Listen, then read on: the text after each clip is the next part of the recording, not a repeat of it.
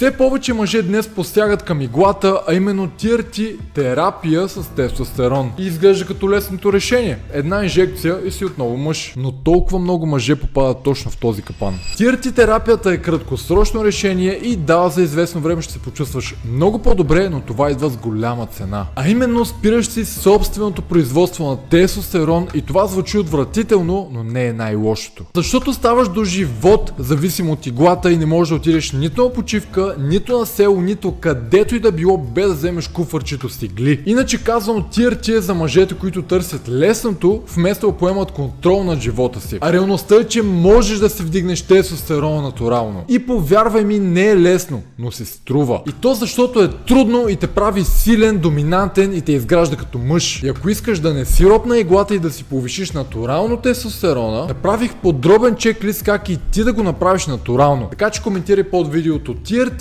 и ще ти го пратя.